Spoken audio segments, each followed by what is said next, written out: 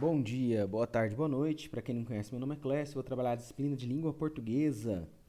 Segundão do ensino médio, vamos estudar. Pessoal, o assunto de hoje é variação linguística, essa é a nossa primeira videoaula. Nós teremos outras, além de mais e mais listas de exercício. Tá joia?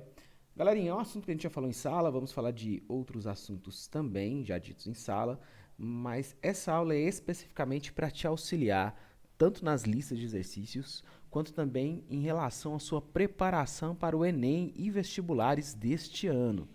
Lembre-se de uma coisa, enquanto você está aí tranquilo, achando que é férias, que está na praia, curtindo aquele sol, suave na nave, só viajando pelo espaço sideral da sua imaginação e escorregando aí na maionese na sua casa, seu concorrente está estudando. Estudando muito. Tem notícias aí que o pessoal realmente está a todo vapor. Beleza? Então, galerinha, vamos ralar. Vamos ralar muito em casa. Feito isso, dando as considerações necessárias, para lembrar que quarentena não é férias, a gente começa aí falando de enunciado e enunciação. Enunciado e enunciação é um capítulo posterior do seu material. O capítulo anterior é variação linguística, mas eu achei por bem fazer ou falar desse ponto de enunciado e enunciação. São conceitos básicos que a gente deve trazer à memória, até porque a sua questão do Enem não vai te perguntar o que é enunciação, o que é enunciado, o que é interlocutor, o que é receptor, não. Ela já entende as questões que eles elaboram, já compreendem ou pelo menos supõem que o aluno já saiba tudo desses conceitos básicos. Então ela vai dar um texto e vai tentar fazer ali um pega a partir desses conceitos aí, e também pode ser parte de enunciado, né, de uma questão. Então vamos falar aí a respeito de enunciação e enunciado.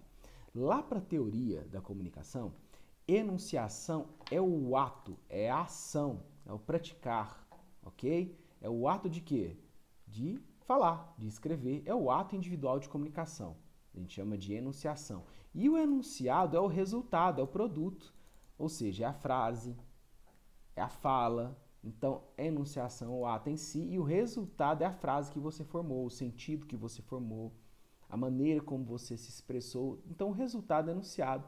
E essa. Desculpa, o resultado. É isso mesmo. Não errei não. O resultado é o enunciado e a ação é a enunciação. Gente, conceitos básicos que a gente não pode se esquecer. Interlocutor é uma pessoa que participa numa conversa. Pode ser tanto o emissor quanto o receptor. Então, todo aquele que participa do ato de comunicação é chamado de interlocutor. Porém, eu faço a mesma ressalva que eu fiz em sala de aula. Existem gramáticas, prestem bem atenção, que chamam o receptor de interlocutor. Mas, na verdade, o interlocutor pode ser tanto o locutor, que é o que envia o emissor da mensagem, quanto o receptor, pode ser qualquer um.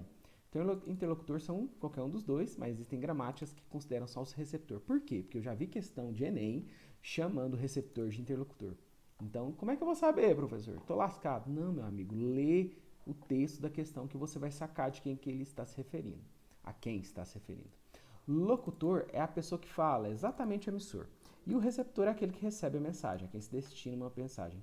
O receptor, pessoal, pode ser uma pessoa, uma só, ou pode ser um grupo de pessoas. Eu posso falar para uma multidão, para uma sala inteira, então todos vocês são os meus receptores. Tendo só um locutor? Sim. Pode ser o contrário? Pode também. Né? De repente o professor está lá, dando aquela aula chata, aí a sala inteira começa a falar, professor, para, todos ao mesmo tempo fala, para, professor. Então vocês se tornam um emissor, o locutor, e o professor uma única pessoa, o receptor. Então não importa quantas pessoas tem para constituir, para formar o locutor, nem quantas pessoas tem para formar o receptor. Pode ser uma ou mais pessoas. Ok, passando aí para você, vamos falar um pouquinho sobre a adequação linguística. Né? Ela vai depender da adequação linguística e ela vai considerar sempre a situação comunicativa. E a situação de comunicativa, né, ela vai levar em conta, né, um conjunto de elementos que intervêm na comunicação. O emissor, considera o emissor pode ser diferente, pode ser um emissor que está, sei lá, de gravata, ou está numa roupa, não precisa estar com roupa de praia, mas numa roupa mais informal, digamos assim, uma camiseta cavada, veio da academia. Considera o receptor também, né? Então a situação comunicativa muda de acordo com o receptor. Como assim? Se você vai na fazenda, você acabou de sair do emprego, de gravata, terninho, gravata, bonitinho, né? Vamos lá, vamos pensar, vamos imaginar essa situação. Você saiu do seu trabalho lá ganhando seus milhões, duvido, mas digamos que saiu, né? Maldade, e vai para a fazenda do seu tio, de algum parente, de um amigo, e encontra uma pessoa na porteira, um funcionário da fazenda, né? Mudou o receptor, mudou até a maneira de comunicar, porque possivelmente ele vai utilizar uma variação rural para se comunicar contigo. Depende também da mensagem. Se você muda a estrutura da mensagem, muda a situação comunicativa, muda tudo, muda todos os elementos. Exemplo, os gêneros textuais. Quando você vai estruturar uma mensagem em forma de texto dissertativo, argumentativo para o Enem, mudou tudo, ok? Vou fazer um bilhete para minha mãe, para meu pai, alguma coisa nesse sentido, mudou também. Muda o lugar, muda também a questão de adequar a linguagem. Na sua casa você vai falar diferente, por exemplo, em uma situação mais formal, com um vendedor ou com um cliente, se você estiver vendendo alguma coisa, e depende também do momento. Pessoal, muita gente acha que o momento não interfere. Interfere sim. Então, não somente onde que seria o lugar, né? Não somente o onde que vai determinar isso. Também que seria o lugar, mas também o quando. O quando também interfere essa questão da adequação da linguagem para determinada situação comunicativa. Então, feito isso, né, fazendo esses esclarecimentos, vamos aí continuar falando de situação comunicativa com um exemplo.